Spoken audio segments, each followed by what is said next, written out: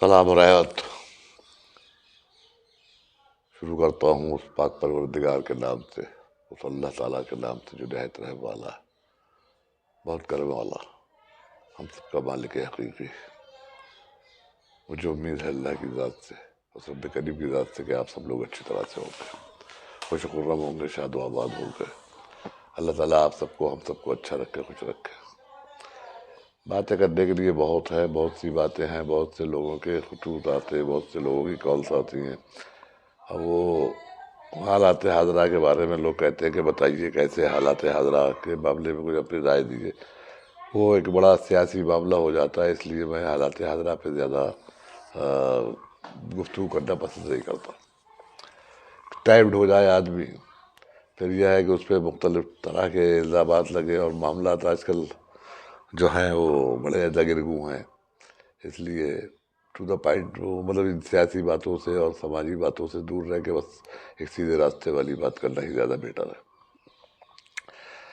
دیکھیے، کسی شخص کے ایک صاحب ہیں، ان کے کئی دشمن ہیں جو انہیں بلا وجہ میں پریشان کرتے ہیں، وہ بے انتہا بیچارے پریشان ہیں، بہت اچھے میرے ملنے والے ہیں، میں انہیں پیار بھی کرتا ہوں، میں سب کو پیار کرتا ہوں، اللہ تعالیٰ نے مجھے پیار کرنے کے لیے پیدا کیا ہے، اور وقتی صورت سے کیونکہ بشریت ہے، کبھی کبھی کہیں غصہ یا ناگواری ہو جاتی ہے، مگر پھر میں معذرت کر لیتا ہوں، دل میں شرمندہ ہو جاتا ہوں، اور صرف کیونکہ اللہ تعالیٰ نے ہم لوگوں کو پیار کے لیے پیدا کیا ہے، اور میں اور میرا پریوار، میرے والدین گرامی جنت مکانی عرش آشیانی، اور ان سے چلی ہوئی ساری نسل مشتقہ بھی، اور میرے بعد میری اولاد جو ہے وہ اللہ کے کرم سے سب اس راستے پہ چلتے ہیں کہ سب سے پیار کریں، سب کو اپنا سمجھیں، سب کو سیدھا سچا راستہ بتانے کی کوشش کریں، اور چلنا نہ چلنا آپ کے اور اس کے اختیار میں ہے۔ بہرحال تو اس کی بات ہو رہی تھی، تو میں نے ان صاحب کو بتایا، وہ کہہ رہے تھے کیا کروں، بڑا پریشان ہوں۔ تو ایک حضور سرور کائنات صلی اللہ تعالیٰ علیہ وسلم رحمۃ اللہ عالمین احمد مجتبیٰ شفیع روز محشر کا ارشاد عالیہ ہے کہ اگر کسی شخص کا کوئی دشمن ہے اور وہ فضول میں دشمنی کرتا ہے اور باز نہیں آتا، تو اس شخص کو چاہیے کہ وہ اللہ تبارک تعالیٰ سے ان الفاظ کے ساتھ دعا کرے۔ الفاظ ہے: اللہم اکفناء بما شئت، اللہم اکفناء بما شئت، اللہم اکفناء بما شئت۔ اس کا ہندی میں، اردو میں ترجمہ ہوا کہ اے اللہ، تو ہمیں اس شخص سے بچا تو جس طرح چاہے۔ اے اللہ، تو ہمیں اس شخص سے بچا تو جس طرح چاہے، اس شخص کے شر سے محفوظ رکھ ہمیں۔ تو اس کا مستقل ورد کرے اگر، تو اللہ کے کرم سے وہ شخص جو ہے دشمنی سے باز آ جائے گا انشاءاللہ الرحمن، اللہ اور اس کا حبیب پاک چاہے گا۔ تو میں چاہوں گا کہ آپ لوگ بھی، اگر کسی کا کوئی فضول میں دشمن ہے اور دشمنی سے باز نہیں آ رہا ہے، تو آپ بھی سے پڑھیے گا،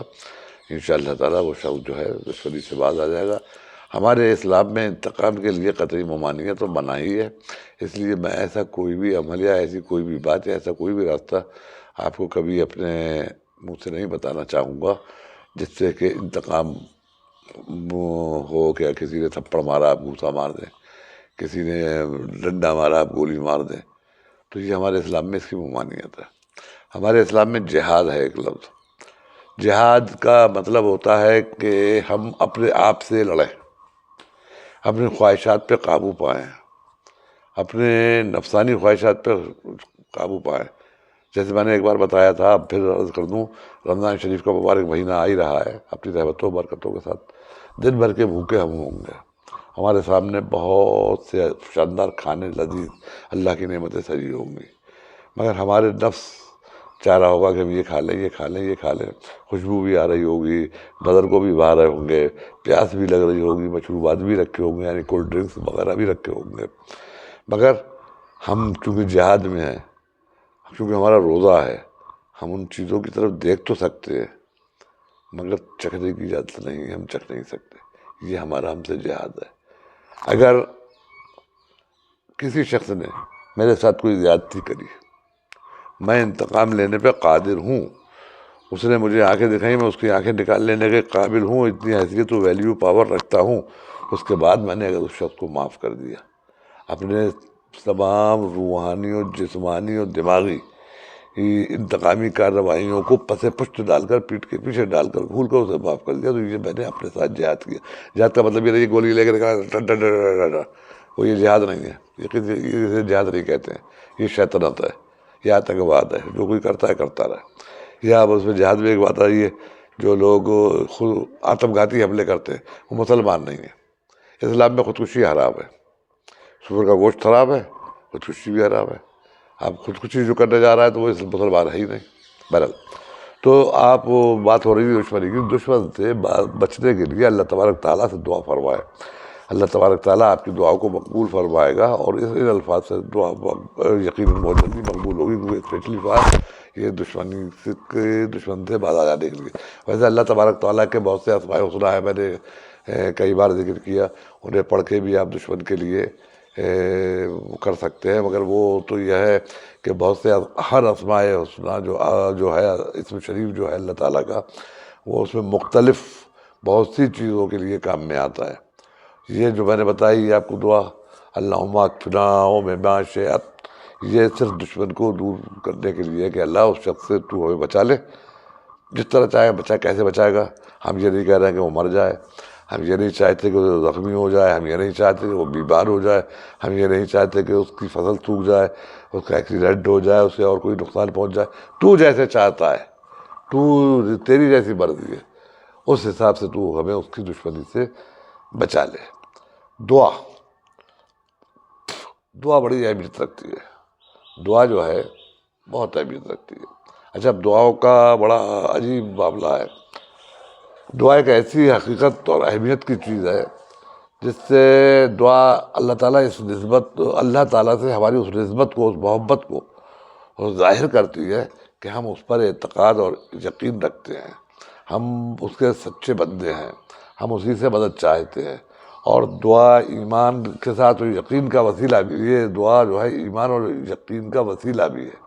کہ ہمارا ایمان ہمارے ساتھ ہے، اور ہم اس کے وسیلے کے بغیر، اس کے بغیر کوئی کام نہیں کرتے، تو دعائیں بہت مقبول ہوتی ہیں۔ حضور سرور کائنات رحمۃ اللہ العالمین احمد مجتبیٰ شفیع روز بحشر محمد صلی اللہ تعالیٰ علیہ وسلم کے ارشاد عالیہ ہے کہ وہ دعا جو کوئی مسلمان اپنے بھائی کے لیے اس کے ایبسنس میں کرتا ہے، اس کے پیٹھ کے پیچھے کرتا ہے، وہ بہت جلد قبول ہوتی ہے اور فوراً قبول ہو جاتی ہے۔ دعائیں قبول ہونے کا اور بہت سے طریقے بتائے، جیسے والدین کی دعا اولاد کے قبول ہوتی ہے، یا کعبہ شریف پہ جب پہلی نظر پڑے گی تو دعا فوراً قبول ہوگی، روزہ افطار کے بعد فوراً دعا قبول ہوگی، جمعہ والے دن 24 گھنٹے میں 24 گھنٹے میں نہیں کہہ رہے، 12 گھنٹے میں، یعنی فجر کے بعد مغرب تک ایک ساتھ ایک گھڑی ایسی ہوتی ہے جس میں 100% اللہ تبارک تعالیٰ دعا مقبول فرماتا ہے۔ صبح تہجد کی نماز جو ہوتی ہے 3-4 بجے، 12 بجے کے بعد جو تہجد پڑھی جاتی ہے، اس میں 100% اللہ تعالیٰ مانگی گئی دعاؤں کو مقبول فرماتا ہے۔ اب وہ ہمارے اپنے اپنے ظرف کی بات ہے کہ ہم کیسی دعائیں مانگ رہے ہیں، اور اللہ تعالیٰ اسے ہمیں کس شکل میں انہیں مقبول فرما رہا ہے۔ جب ہم اس سے جب دعا کرتے ہیں تو ہمیں ثابت ہوتا ہے کہ یہ بات ثابت ہوتی ہے، ہم لوگ یہ مانتے ہیں، ہم لوگ یہ اظہار کرتے ہیں کہ اللہ سب کچھ دیکھنے والا ہے، اللہ سب کچھ جاننے والا ہے، اللہ تعالیٰ دلوں کے حال جانتا ہے، اسے اختیار ہے کہ وہ ہر سارے کام کو مکمل کروائے، پورا کروائے، وہ صاحب اختیار ہے۔ یہ ہمارا ایمان ہو جاتا ہے صرف دعا مانگنے سے۔ جب ہم صرف دعا مانگ رہے ہیں تو اتنا ہمارا ایمان وہ ہو رہا ہے۔ اور یہ بھی حق ہے کہ جب ہم ایسا کرتے ہیں تو اللہ تبارک تعالیٰ ہمارے معاملات کو مانتا ہے اور سمجھتا ہے، اس کے نزدیکی بندے بن جاتے ہیں، اور ہم اپنی خواہش کا اظہار کس سے کرتے ہیں؟ دنیا میں ہم خواہش کا اظہار کس سے کرتے ہیں؟ اپنے چاہنے والے سے۔ بچے اولاد اپنے ہم سے مانگتی ہے، بھائی ایک دوسرے سے مانگتے ہیں، بیوی شوہر سے مانگتی ہے، وغیرہ وغیرہ وغیرہ، رشتہ دار آپ سے جو بھی سینئر ہے اس سے مانگتے ہیں۔ تو اس کا ہم جب اللہ تبارک تعالیٰ سے دعا کرتے ہیں تو اس کا مطلب یہ ہے کہ ہمیں اللہ پر پورا یقین کامل ہے، ہم اپنی خواہش کا اس سے طلب کر رہے ہیں جو ہماری خواہش پوری کر دے گا، جو ہمارا اپنا ہے۔ دعا کی اتنی بڑی اہمیت اور افادیت ہے۔ دعا کی عادت تو میرے خیال میں ہر مذہب میں، ہر دھرم کے لوگوں میں ہے، اور سبھی دعا کے لیے بات چیت کرتے ہیں کہ صاحب جائیے کہ صاحب آپ دعا کریں، آپ دعا کریں، آشیرواد چاہیے وغیرہ وغیرہ، اس طرح مختلف طریقوں سے دعا کے متمنی ہوتے ہیں، اور ہم لوگ ایک دوسرے کے لیے دعا کرتے بھی ہیں۔ مگر دعا کسی سے لینے کا یہ طریقہ قطعی نہیں ہے کہ میں آپ سے کہوں کہ آپ میرے لیے دعا کریں۔ دعا وہ بہت جلد مقبول ہوتی ہے جو بندہ اللہ تبارک کریم سے دل کی گہرائیوں میں کرتا ہے۔ وہ سب کی سن لیا کرتا ہے بے شک، ہر آنسو چن لیا کرتا ہے بے شک، مگر جب ہم دل کی گہرائی سے دعا کریں گے تب قبول ہوگی۔ اب زبانی ہمیں اللہ پاک یہ کر دے، اللہ پاک بارش کر دے، اللہ پاک یہ کر دے، اللہ پاک مجھے 50,000 کروڑ روپیہ دے دے، اللہ پاک اس کے بعد اتنے گاہک بھیج دے، اس کا بزنس چلے لگے، یہ کوئی دعا نہیں، اپنے بکواس کری اور بیٹھ گئے۔ ارے صاحب دعا قبول لگی نہیں، قبول کہ ہم نے کوئی دل سے دعا ہی نہیں مانگی، ہمارے اندر وہ جذبہ ہی پیدا نہیں ہوا، ہمیں یہی نہیں معلوم ہوا کہ ہم بحث کر رہے ہیں تو ضد کریں اللہ پاک کے سامنے، اللہ کے پاس بیٹھے ہوئے ہیں۔ دعا دوسرے سے کروانے کا طریقہ، لینے کا طریقہ یہ ہے کہ اس کے دل سے دعا آپ کے لیے نکلے۔ اچھا ایک وہ موٹی سی بات ہے کہ معاف کر دینا کہ میرا آپ پہ کوئی قرضہ تو ہے نہیں جو میں آپ سے کہہ رہا ہوں کہ دعا کر دیجیے، آپ نے کہہ دیا ہاں دعا کر دیں گے۔ میں بھی گناہ گار ہوا، آپ بھی گناہ گار ہوئے، کیونکہ آپ کریں گے نہیں دعا، آپ نے فارمیلٹی میں کہہ دیا۔ اور کیوں کریں گے؟ سلام دعا کے بعد آپ دعا ہی کرنے لگے، سلام کے بعد آپ دعا ہی کرنے لگیں گے میرے لیے، اور کوئی کام نہیں ہے آپ کو، ہے غور کریے اس بات پہ۔ میں آپ کا کسی کام آ جاؤں، کوئی آپ کی مدد کر دوں، کوئی آپ کے لیے بہتری کا سامان مہیا کر دوں، کوئی آپ کی خدمت کر دوں،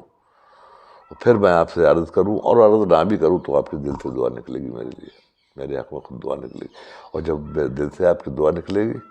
تو اللہ تبارک تعالیٰ دیکھنے والا ہے، وہ قبول کرنے والا مہربان بادشاہ، وہ تو بیٹھا ہے بانٹ رہا ہے، لو مانگو مجھ سے، مانگو کیا کیا مانگ رہا ہے مانگو۔ اس نے تو یہاں تک فرما دیا کہ اپنے جوتے کا تسمہ اگر مانگنا ہے تو مجھ سے مانگو۔ جب وہ یہ فرما رہا ہے تو وہ چھوٹی چیز، جب اتنی چھوٹی چیز دے گا تو اتنی بڑی بڑی بڑی چیز بھی ہمیں دے گا، مگر شرط تو یہ ہے خوشو خدو، ہمیں یہ معلوم ہونا ہے، ہمیں یہ سوچ لینا ہے کہ ہم مانگ رہے ہیں، فارمیلٹی نہیں کرنا ہے۔ فارمیلٹی کا رکھیے تو ہمارا کوئی مسئلہ نہیں ہوگا۔ اچھا اسلام میں دعا قبول ہونے کا، ایک مقبول ہونے کا ایک اور بہت ہی شاندار طریقہ ہے، مگر یہ کہ الفاظ اور انداز وہی ہونا چاہیے مانگنے والوں والا، تبھی ہوتا ہے۔ بہترین طریقہ یہ ہے کہ ہماری عبادتوں میں درود پاک ایک ایسی عبادت ہے، عبادت استعمال کر رہا ہوں، ملا لوگوں کو اعتراض ہو سکتا ہے، ایک ایسی درود پاک جو ہے جو حضور سرور کائنات رحمۃ اللہ العالمین احمد مجتبیٰ شفیع شہر محمد صلی اللہ تعالیٰ علیہ وسلم آقا کی شان میں پڑھا جانے والا وہ کلمہ، وہ واک،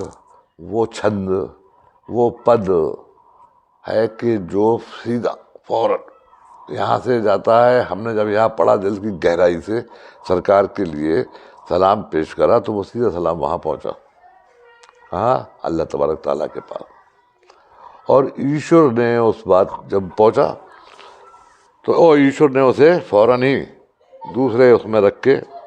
سرکاری خدمت میں بھیج دیا، اپنے محبوب کی خدمت میں بھیج دیا۔ تو ہم لوگ اگر دعا کریں اور دعا کرتے ہیں، جس دعا کے شروع میں اور آخر میں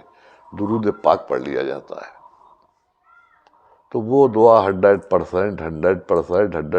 سے بھی زیادہ کچھ وہ ہے، تو آپ سمجھ لیجئے گا وہ گارنٹی کہ وہ اللہ تعالیٰ کے پاس آپ کی دعا 100% پہنچ گئی، اور قبول کرنے والا وہ مہربان بادشاہ تو بیان کر چکا، دینے کے لیے بیٹھا ہوا ہے۔ اس لیے آپ کوشش کریے کہ درود پاک کے ساتھ دعا بھیجیے، کسی کا دل مت دکھائیے، ہو سکتا ہے اس کے دل کی دکھن جو ہے آپ کے لیے سزا بن جائے، اس کسی کے دل کی دکھن جو ہے میرے لیے سزا بن جائے۔ تھوڑی سی ناگواری یا اپنی بد مزاجی یا تھوڑی سی پریشانی میں خود اٹھا لوں، مگر یہ ہے کہ اس کا دل دکھانے سے کوئی فائدہ نہیں۔ آپ کپڑے جھاڑ کے چلے جائیے، راستے میں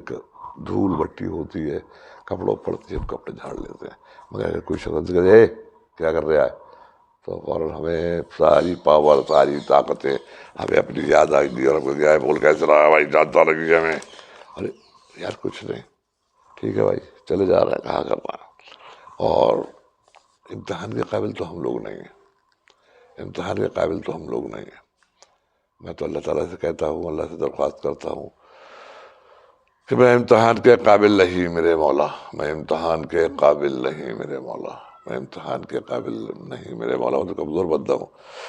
مجھے گناہ کا موقع نصیب مت کرنا، مجھے گناہ کا موقع نصیب مت کرنا، میں امتحان کے قابل نہیں میرے مولا،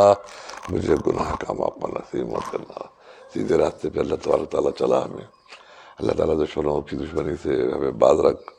اللہ تعالیٰ بس بد نصیب لوگوں سے بچائے، محفوظ رکھے۔ مجھ جیسا شخص جو ہے بد نصیبی کا قائل تو نہیں ہے، مگر پھر بھی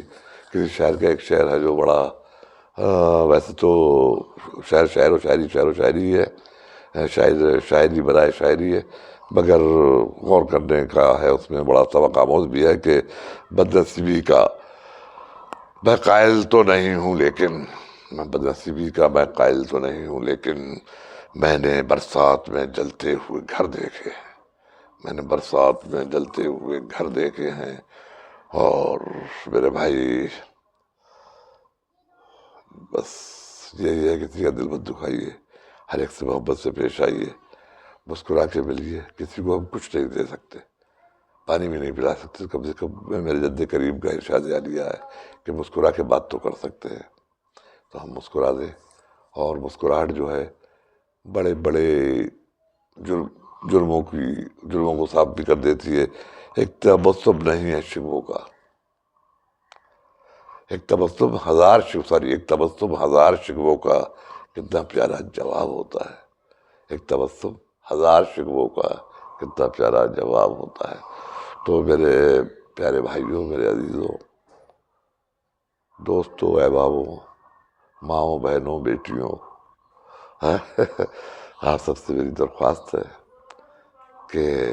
آپ میرے حق میں دعا کریں، میرے بچوں کے حق میں دعا کریں، میرے والدین کے حق میں دعائے مغفرت فرمائیں، اور میں آپ سے وعدہ کرتا ہوں کہ میں آپ سب کے لیے، سب سننے والوں کے لیے یہ ساری دعائیں کروں گا، کرتا ہوں، ریگولر کرتا ہوں۔ اور آپ میں سے جو بھی صاحب چاہیں اسپیشل مجھ سے کرنا تو میں ان کا نام لے کے دعا کروں گا، اگر وہ کسی کے لیے ایصال ثواب کروانا چاہتے ہیں تو انشاءاللہ تعالیٰ میں اس شخص کا نام لے کر ایصال ثواب بھی کروں گا انشاءاللہ تعالیٰ۔ مجھے امید ہے کہ آپ سب لوگ اچھی طرح سے ہوں گے، خوش و خرم ہوں گے، شاد و آباد ہوں گے۔ مجھ سے کوئی غلطی ہو گئی ہو تو میں مسکرا کے آپ سے معافی مانگ رہا ہوں، مجھے معاف کر دیجیے گا، اور خوش رہیے، ہم سب کو خوش رکھیے، پڑوسیوں کا خیال رکھیے، اپنوں کا خیال رکھیے، راہگیروں کا خیال رکھیے، غریبوں کا خیال رکھیے، اپنوں سے کم ترین کا خیال رکھیے۔ اللہ ہم سب کو اچھی طرح رکھے، رمضان شریف کے بابرکت مہینے تک سب کو پہنچائے، اور رمضان شریف کی برکتوں سے ہم کو فیض یاب فرمائے۔ انشاءاللہ تعالیٰ بہت جلد ملتے ہیں، فی امان اللہ، اللہ حافظ۔ اللہ تعالیٰ آپ سب کو محفوظ رکھے، خوش و خرم رکھے، شاد و آباد رکھے، فی امان اللہ۔